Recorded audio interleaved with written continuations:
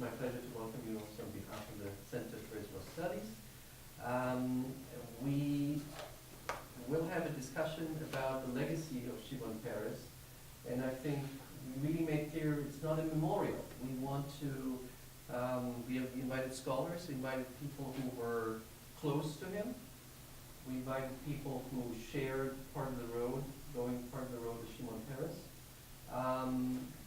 But I think what is important in our discussion is also to be open and maybe, if necessary, to be critical. So I'm very much looking forward to our discussion with three experts. I would like to introduce to you Daniel Kurtzer, who's in the middle, has a career of 30 years in the U.S. Foreign Service. He was United States Ambassador to Israel under President Clinton. He was United States Ambassador to Egypt under President Bush. In 2007, which I found remarkable. The opposite. It was the opposite? Okay. What I found remarkable is that in 2007, he was named the first commissioner of Israel's baseball league. Is that correct? That's maybe the secret reason we might have been here. Find out about Paris and baseball. He now holds the S. Daniel Chair of Middle East Policy Studies at Princeton University's Woodrow Wilson School of Public and International Affairs. And among the many books he has authored and co-authored and edited, I just mentioned The Peace Puzzle, America's Quest for Arab-Israeli Peace, 1989 to 2011. To my left is Shlomo Ben-Ami, who was born in Morocco and emigrated to Israel with his family at the age of 12. He became professor of history at Tel Aviv University and published several books on modern Spanish history. That's his actual field. As a historian, you can go out and become a politician in other areas, but first he became ambassador of Israel to Spain, very fittingly, in 1987. A few years later, he was elected to the Knesset, and in 2000, he was appointed foreign minister by then Prime Minister Ehud Barak of the Labour Party. Justice Daniel Kurtzer, Shlomo Ben-Ami's career was very much connected with the high hopes in the Israeli-Arab peace process, and he himself was very closely connected and associated with the Taba Summit of 2001, maybe the last real window of peace we have seen in the last decades. A book of reflections on the conflict called Scars of War, Wounds of Peace, and he serves as vice president of the Toledo International Center for Peace and is involved in the, by now successful, peaceful resolution of many conflicts, and I'm referring to the one in Colombia, where he was very much involved. To the very left, Guy Ziv, who is assistant professor of international studies here at American University. He has written many articles on nuclear policy in Israel, U.S.-Israeli relations, Israel's strategic partnership with France, and he also has written extensively on the role of leading personalities in foreign policy change. Dr. Ziv is also the author of a book on Shimon Peres, which is called Why Hawks Become Doves.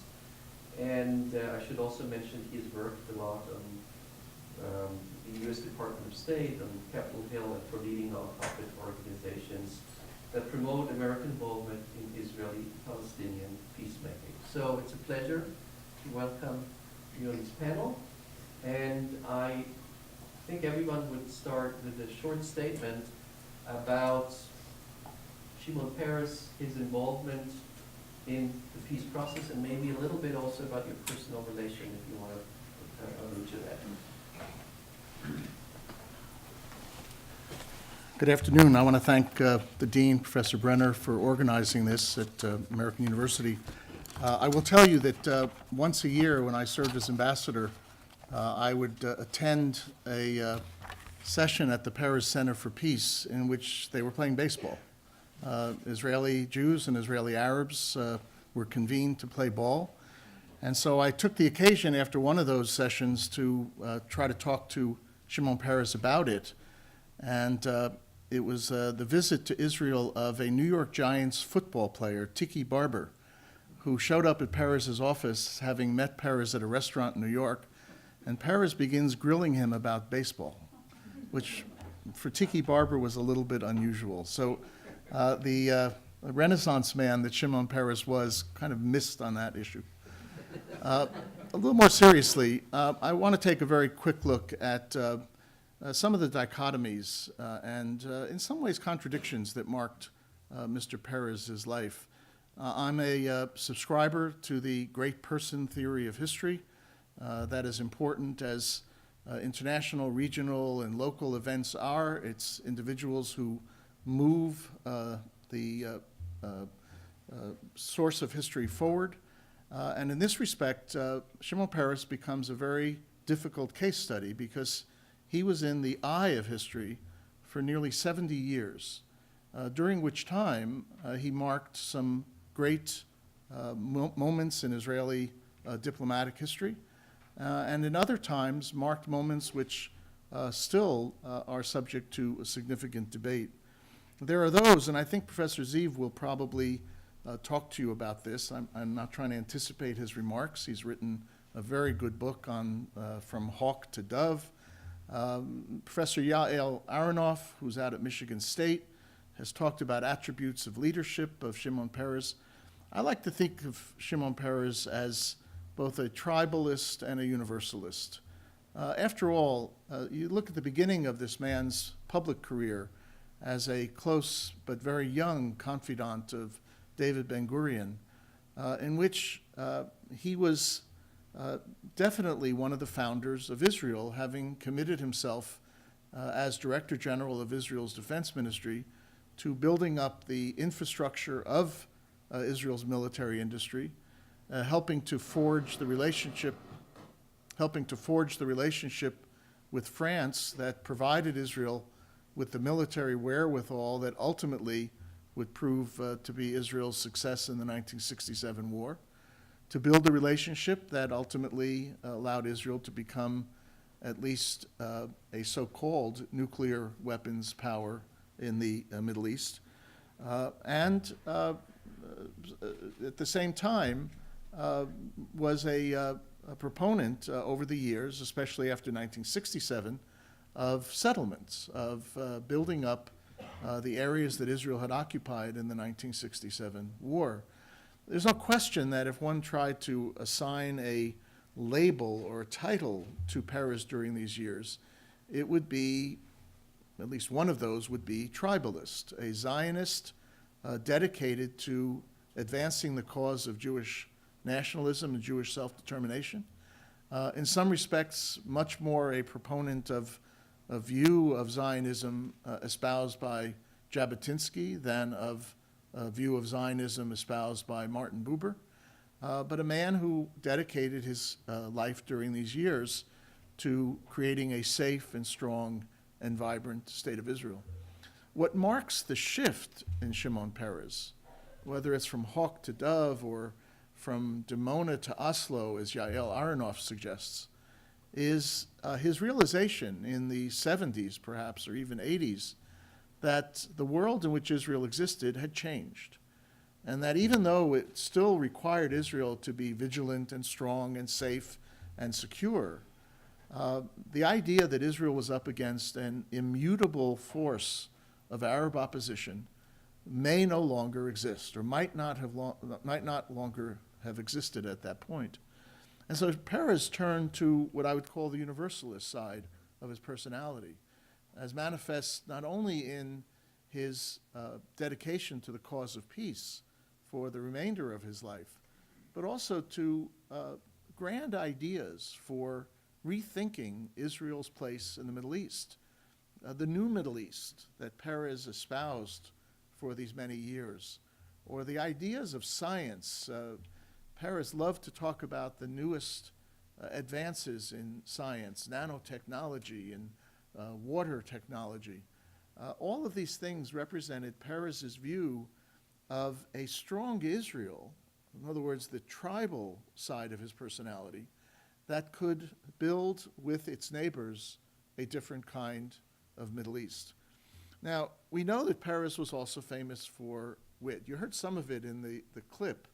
Aronoff, in her book on the psychology of Israeli prime ministers, says that there are at least three characteristics that distinguish those who have succeeded from those who have not yet succeeded. One is an orientation toward the future rather than the past. A second is what she calls cognitive flexibility. And a third is an openness to the influence of key advisors. It's almost a textbook case of the way Shimon Peres conducted his life. Talking about the past and future, you heard some of his quips in the clip. He said, "I think to deal with the past is a waste of time. You can't change it anyway. Or better to dream than to remember. Or the past doesn't need the future and the future doesn't need the past." This was a man, however, who studied history. He was an avid reader. His associates and aides would ply him with materials every day in order to keep him up to date on changing developments in the world. And so this idea that he portrayed that the past wasn't important was really an artificial way of describing the idea that you use the past, in his view, to build a different future. Or the idea of cognitive flexibility. Peres said, "The way to peace is not war and not negotiations, it's innovation. I've spent my entire life as a dreamer. I choose to be an optimist." Dreamers and optimists are often decried as being unrealistic, but Peres was actually a realist, understood quite well that it was only a strong Israel, and an Israel that maintained its strength and its military and economic and political power was an Israel that could bring about or help bring about a peace with neighbors.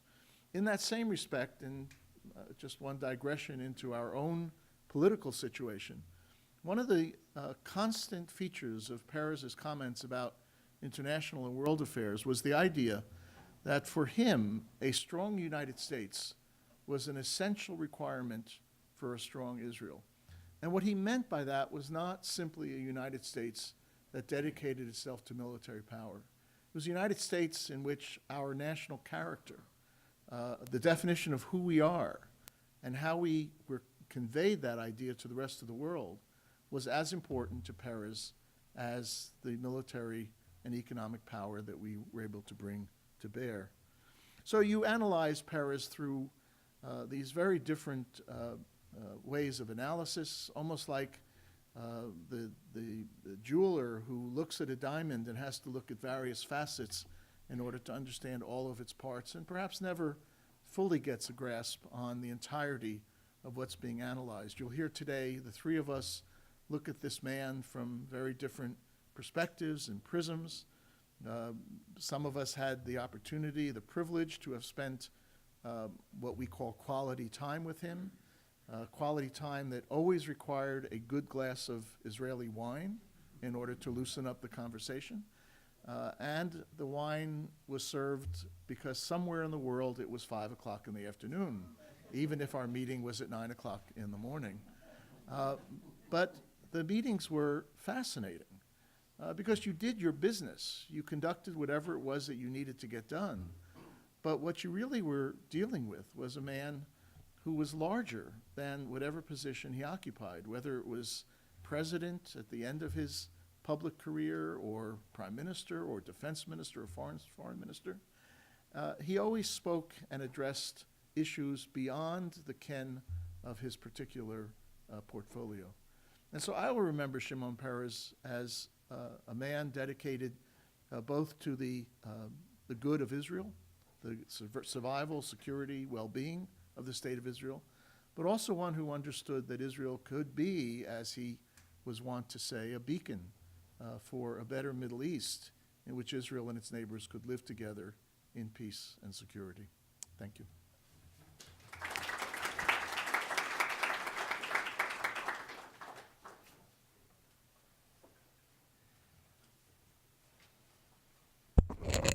If you allow me, I will seize upon one remark, one comment that Dan made about Shimon Peres being very keen on American strength, because this would, of course, affect Israel's situation, international conditions. There is this anecdote about Levi Eshkol. Levi Eshkol was the prime minister in the 1960s, very well known for his sense of humor. And there is one aide that comes to him and says, "Prime Minister, there is a terrible drought." And the prime minister asks, "Where?" And they say, and he tells him, "In the Negev." He says, "Thanks God, I thought in the United States." So we could live with a weaker Israel so long as we have a stronger US. But the second one is a rather personal anecdote that will try and bring me into what I want to say about Shimon Peres. I might have been close to 13-year-old, and I lived in a kibbutz on the shores of the Lake of Galilee. And Shimon Peres was then a member of kibbutz Alumot on the mountains surrounding the valley. And there was an original amphitheater in Tzemach, a place called Tzemach, that we used to come for shows. And there was one of those moments, and this was the 1950s, 1956, before the Sinai campaign. And Shimon Peres came to that show accompanied by Guy Mollet, the then was Prime Minister of France. And at the time, I used to collect autographs. So I ran to Guy Mollet because of my background in a French school, so I was very sensitive to a French Prime Minister visiting Israel. I asked Guy Mollet for an autograph. I got it, and I started to run away, and Shimon Peres took it by my hand. You don't want my autograph? I said, "No, I'm not interested," because I didn't have any clear idea who was Shimon Peres, but a far clearer idea as to who was Guy Mollet. And that particular moment expresses a lot Shimon Peres' definition as a statesman, as a politician, at that particular moment. First, he was the one that was present and highly instrumental in creating the alliance with France. Shimon Peres was at every strategic crossroads in Israel's history. So the alliance with France was practically his own doing. At the time, there were no particular relations with the United States in terms of arms supplies, strategic support, etc. And there was always a debate in Israel between an American direction or an Israel or a France one. There was even a Russian, if you want to know. But at the time, Shimon Peres led that course of strategic thinking in Israel's policy making. And that was extremely important to win the 1967 war. Then that moment is also linked with the supposed nuclear capabilities of Israel, because the French gave Israel the first nuclear reactor. And Shimon Peres was in the middle of that momentous strategic debate in Israel. My interpretation, you do not have to share it, the other members of the panel, is the following. The nuclearists, Shimon Peres at the head of them, were at the time doves, not hawks.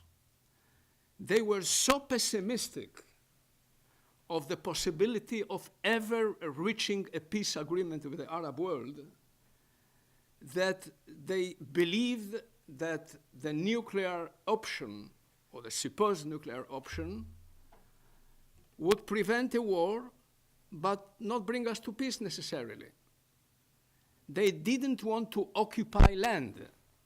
They didn't believe in occupying land as a negotiating tool with the Arabs for peace, because they did not believe in peace. In 1967, for example, when Israel's army was deployed, ready for war, because Abdel Nasser has introduced his army into the Sinai Peninsula, Shimon Peres was not in the government, but he came to Dayan, who was then defense minister, and he proposed a certain proposal. This is how he writes it in his book, in one of his memoirs.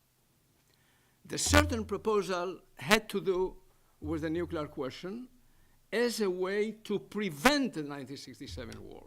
They were not interested in war. Among other reasons, as I insist, was that they were very pessimistic. And that was the pessimism of Ben-Gurion, that it is useless to have land, because anyway, they won't serve as a bargaining tool in negotiations with the Arab world. So he was nuclearist because he didn't believe in territories, in land. That was also the position of Ben-Gurion. So that was a second thing that I interpret from that moment in my childhood. He was French-oriented, he was a nuclearist because what I tried to interpret. And the third thing, I am not sure, frankly, that I would define Peres in terms of dove or hawk. I think he was what in Israel they used to call and still call a bitchonist. He was a security guy until his very last moment. He was a man of the inner circle of the bitchonist in Israel, of the security guys. He served at the Ministry of Defense. He was the aide of David Ben-Gurion. And he was not particularly generous towards the Arab side in terms of giving away assets, etc. He was a man of peace at the end, but he was not a peacenik. He was not a guy of, of flowers and like the others. It was the younger generation that went to peace with this idealistic vision of the world. I don't think that Peres was ever there. And it was also something which was very characteristic of the political party that at the time controlled the destinies of the country, Mapai. In Mapai, there was not much of an ideology, but there was a lot of execution, of doing things. Shimon Peres was a doer. He was probably a very unique combination of a vision man that wakes up in the morning and goes about executing the dream. So he had this combination. He was a dreamer, but also a good executive. This is why Ben-Gurion appointed him to that position of the number 2 of the Ministry of Defense. And they were also, I'm using here terms to which I give my own interpretation. It's up to you if you accept that or not.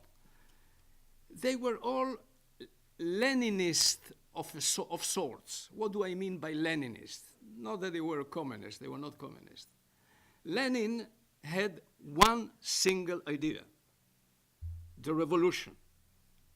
And he will do everything to safeguard the revolution. The one single idea of this generation was the creation of the State of Israel and consolidating the State of Israel. If this requires war, so it be. If it requires peace, so it will be peace. If it requires reconciling with Germany, so we will reconcile with Germany, because we have one single idea, and that is creating the state and consolidating it. And that was what distinguished them from Herut, from Begin. They were doers. The others had, according to them, the ideas, lofty ideas about grand Eretz Israel, etc. But they didn't settle the land. They didn't create assets. They didn't develop the country. It was Mapai. Shimon Peres, belonged to that stream of thought and of politics. So another thing that is very characteristic, I think, of his career, of the ups and downs. I remember frequently when I had this contact with Arafat, I would ask him, Mr. Arafat, you need to do this, you need to do that. You are a major statesman, you need to take decisions, etc. He would say, no, I am not a statesman. I am a general, but I am also a politician. He would put always an emphasis that he is a politician. And I think that historians and biographers of Shimon Peres in years to come will have to analyze this person, where did he strike the balance between his persona as a politician and his persona as a statesman. Of course, you cannot do statesmanship without being a politician. If you do not accumulate political power, you can write poetry, but you cannot make peace or war or anything else. So in that sense, Shimon Peres was in great part a politician. I still wonder why in 1974 he outflanked Rabin from the right, and in 1994 he outflanked him from the left. There was something of politics about it, not only statesmanship. In 1974-75, he becomes the father of Gush Emunim, of the bloc of the faithful. It was in part the Bitchonism that I mentioned, that we need to cater to the idea of settlements. Yigal Allon, for example, voted against the Camp David agreement, although he was a man of peace, far more a man of peace than Begin, but he couldn't bear the idea of dismantling settlements. That was the constituent ethos of Zionism. So maybe that was one of the reasons. But there was another reason, and that is to challenge the prime minister. And he challenged the prime minister in 1993 with the Oslo Accord, and I fully agree with Dan that the conditions obviously internationally changed, and he started to see the consolidation of the state of Israel passing through some kind of reconciliation with the Arab world. Shimon Peres was not friends of the idea of a Palestinian state. He came to it very late, and I'm not sure that he was convinced even at the end. Shimon Peres believed not in splitting the land. He believed in splitting the functions. He believed in a condominium, in an Israeli-Jordanian condominium in Eretz Israel, in the occupied territories.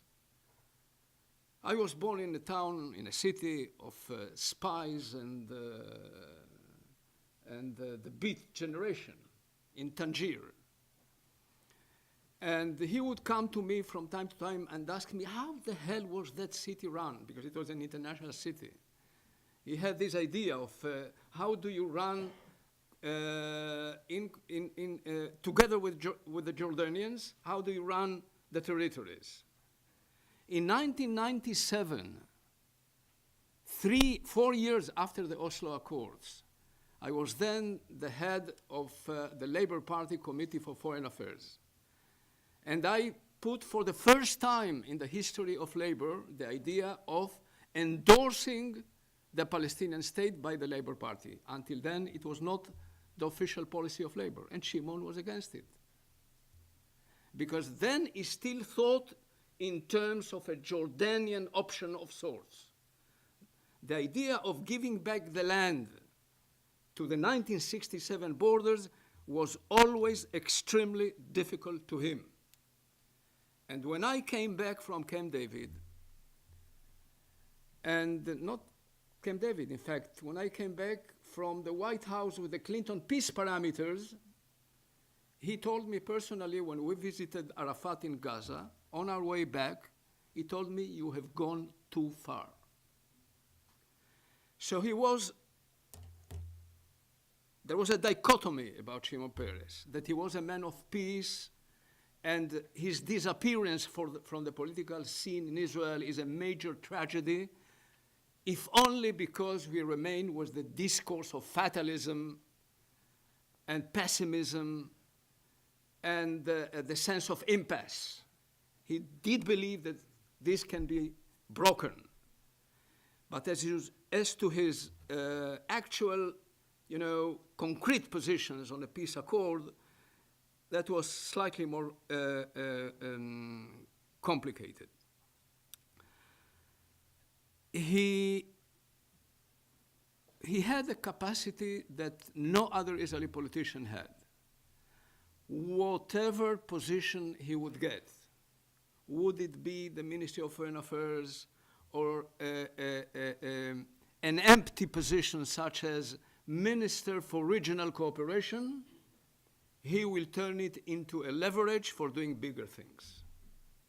There was nobody like him in that capacity to turn whatever position he got into something that the guy that wanted to humiliate him by giving him that position would be stunned, because suddenly he will come from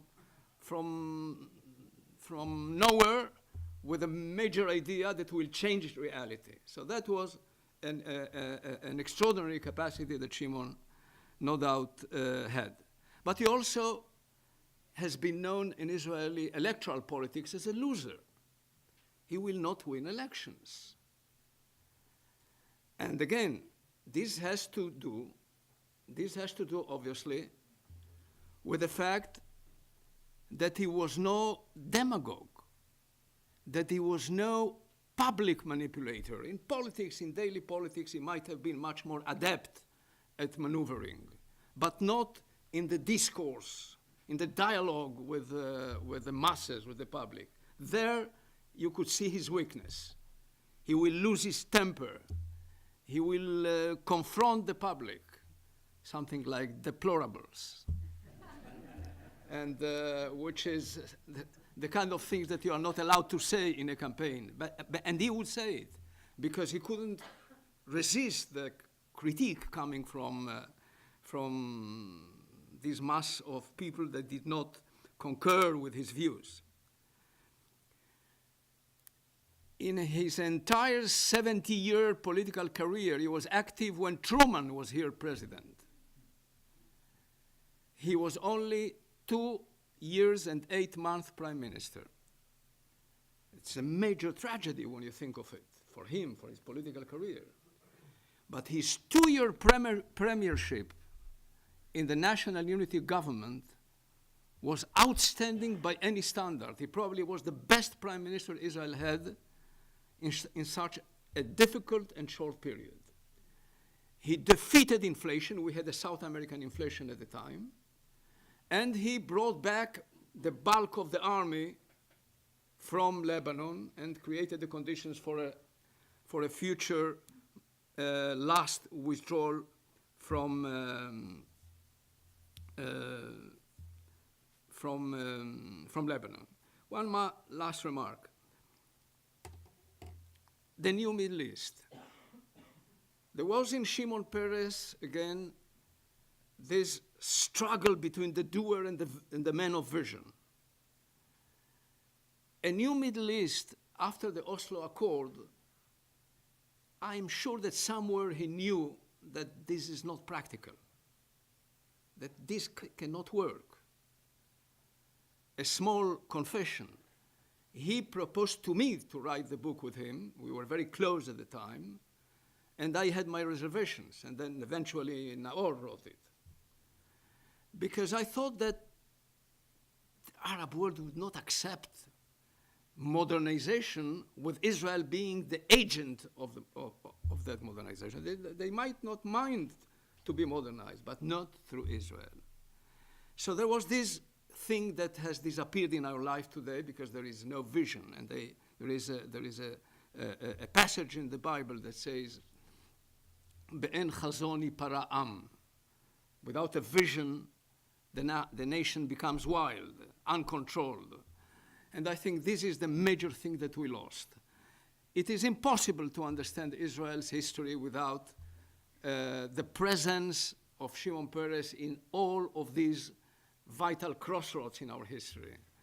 And today, we do not have anymore. It's not only that he is one of the founding fathers or close to the founding fathers that seals the end of this discourse in Israeli life. It is the fact that we don't even have younger politicians that can convey that kind of always be optimistic, always believe that things can be done, always look at the future, as he says in this speech. Although as a historian, you know, I am very fond of the past. Thank you very much.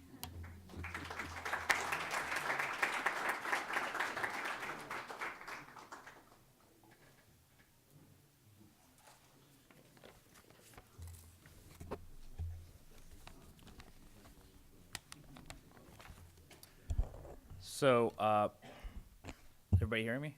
My microphone working? Great. I didn't have a chance to have wine with Shimon Peres, and he didn't offer to co-write a book, so I don't. It's an honor to follow the ambassador and foreign minister here. But I did have a chance to sit down with him on several occasions and interview him, and interview dozens of people who knew him very well, journalists and former aides, as I was writing my dissertation that I later turned into a book. And concluded that there were really, when I was thinking, you know, what can I say about his legacy, there are really three major points I want to get across today. The first is that his major contribution to Israel is in the realm of security, which I think was said here earlier. Secondly, he was Israel's foremost champion of peacemaking. He was indeed the hawk who later on became a dove. And third, despite his repeated failure in elections, he nevertheless exerted outsized influence on the Israeli political landscape, which is exactly what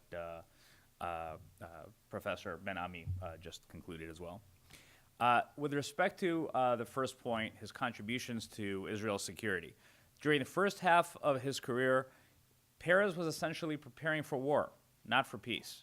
And he was tasked with the difficult, undaunting task, really, of putting together an alliance with a major power that could help Israel defend itself and that could help Israel counterbalance its greatest enemy, Egypt, and the other neighbors that it surrounded itself with. So Ben-Gurion, who was his mentor, his boss, tasked him with that responsibility. And within 2 decades, the first 2 decades of Israel's existence, Peres had established the Israel aircraft industries. He forged a secret alliance with France, which enabled Israel to procure major arms from the French. He negotiated an important arms deal with Germany as well. And of course, he also helped to build the Dimona nuclear reactor, which gave Israel nuclear weapons and not just conventional weapons. So he was able to, with the help of others, but really his own initiative, was able to help to transform Israel from a weak and isolated country into a strong state that was able to defeat its enemies in both the 1956 and the 1967 wars, and of course provide Israel with the ultimate deterrent, which was the Dimona nuclear reactor. And it was only during the second half of his career that Peres began to actively pursue peace, which he really viewed all along as two sides of the same coin, security and peace. And he, for many years, had advocated the idea of a Jordanian option. It was something that he never quite abandoned altogether. But he later on came to the conclusion that Israel probably had no choice but to deal with the PLO's Yasser Arafat, and he, of course, became famous and a Nobel Prize recipient for his work on the Oslo Accords. The second point, which is the idea of Peres, the peacemaker, the idea of Peres the hawk who became a dove. Peres is really a paradigmatic example of a hawk who became a dove. This is a fairly recent phenomenon in Israel in the last couple decades. We've seen one leader after another who has modified his or her positions on the fundamental issue of a Palestinian state or relations with the Palestinians. Rabin, Peres, Sharon, Olmert, Livni, and others all went through this dovish turn over the years. But Peres did so a little earlier than the others, and it was more significant, in my opinion. He wasn't just an ordinary policymaker too. So we're talking about somebody who had a very discernible impact on Israeli domestic and foreign affairs. Up until the late 70s, he was very much a hawk. Not a hawk in the right-wing territorialist idea, as his counterparts in Likud, for example, or Herut, the predecessor to Likud, were advocating, but very much somebody who, from the early 50s until 1967, supported very strong counterterrorism operations against Israel's adversaries. He displayed a very hostile attitude towards Arab leaders. And he dismissed any kind of talk of peace or compromise with the Arab world. And it was after the Six-Day War, the 1967 war, when his Labor Party began supporting territorial compromise that he, for example, he and Moshe Dayan spoke of that functional arrangement that Professor Ben-Ami mentioned.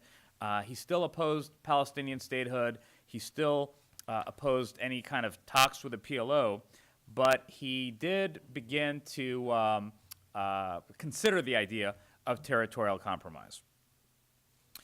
We know that he was essentially the point person in France in the 1950s. He helped, as I said, forge a secret arms deal with the French, both conventionally and unconventional.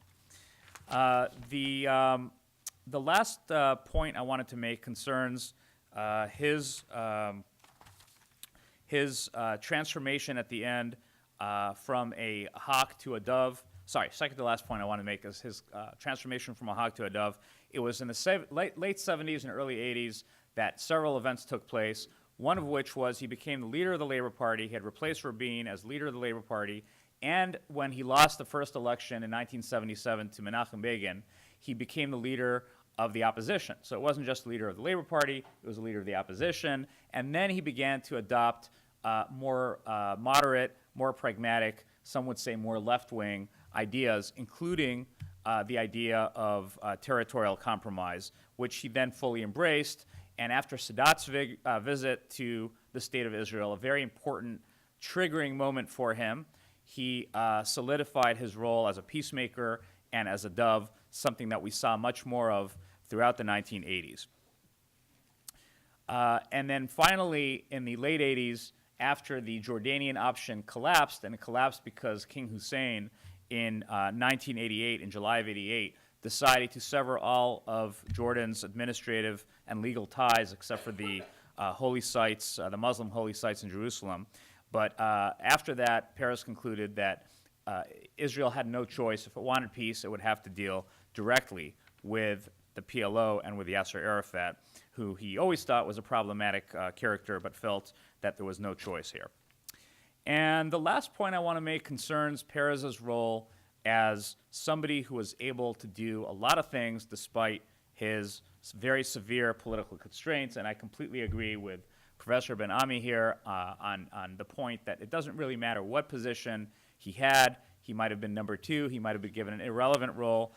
He was able to do quite a bit with his constraints because he knew how to exploit opportunities. And I want to give two examples. The first, going back to France in the 1950s, here he had to confront many, many obstacles, one of which was the Anglo-Saxon orientation in the Israeli foreign ministry, where they were less than enthusiastic about Israel's relationship with France, and certainly did not want him, as somebody who was in the defense ministry, to conduct Israeli foreign policy. The Quai d'Orsay, which is the French counterpart, therefore the French foreign ministry was also not inclined to support Israel. They were dealing with problems in Algeria, and the last thing they wanted to do was to provide Israel with the kinds of arms that Israel was seeking. They did not want to exacerbate the tensions with the Arab world. And then there was the inherent instability of the French Fourth Republic. Governments rose and fell almost on a weekly, monthly, sometimes daily basis. And finally, opposition within Israel itself, in the political circles and the scientific community, especially when it came to Ben-Gurion's vision that Peres was tasked with implementing of turning Israel into a nuclear state. And so he used very unorthodox methods in order to pursue these objectives. He bypassed, for example, both of the foreign ministries. He conducted secret diplomacy with his French defense counterparts, and he engaged in very, very creative diplomacy on his own. And in fact, he created his own kind of fiefdom in Paris. And that led to considerable hostility by some of his foreign ministry counterparts. But Ben-Gurion, as I said, his mentor, his boss, sided with him and gave him the authority in which to do so. And the second example is the very last position that he had, which was the presidency. Now, traditionally, the president is a very ceremonial position in Israel. It's a symbolic figurehead, and you don't do politics as president. You don't do diplomacy as president. And Peres was able, in his 7 years as president, to transform this low-profile ceremonial position into a highly visible platform for leadership and diplomacy. He brought greater visibility to the presidency than any time in the past. He utilized it as an incubator for all sorts of innovative projects, and he really gave it a role as a check on the government. The government, primarily, I'm referring here primarily to the Netanyahu government, which was, of course, more hawkish. He even got Netanyahu to agree to have him talk, secretly conduct negotiations with Abu Mazen, with President Abbas, in 2011. And according to Peres, and I'm sure more will be written on this in the years ahead, according to Peres, he all but reached an agreement with Abbas after 4 or 5 rounds of negotiations, and he was going to, during their last meeting, he was going to finalize some of the details of this agreement, and Netanyahu put the kibosh on the talks, torpedoed it. And again, I just want to emphasize, this is Peres' version. This may not, we will know more about this in hopefully the near future. And I want to close with just saying that, what this tells me as an academic and as somebody who deals with the constant struggle between agency and structure, what is really the greatest explanatory factor for major political outcomes. Here, Peres is really a great example of somebody who shows that creative leadership, a creative approach, can really lead to a lot of big things, even when facing constraints. And Peres liked to say that when he was confronted with 2 unattractive ideas or 2 unattractive options, he would always try to think of a third option, a third alternative that nobody else was able to see. And so Peres often gets criticized or credited with being this naive peacemaker, this naive optimist, and he was an optimist and he was a peacemaker, but at the end of the day, I agree that he was a realist and he was somebody who created opportunities to promote Israel's interests within even when the options seemed quite bleak. Thank you.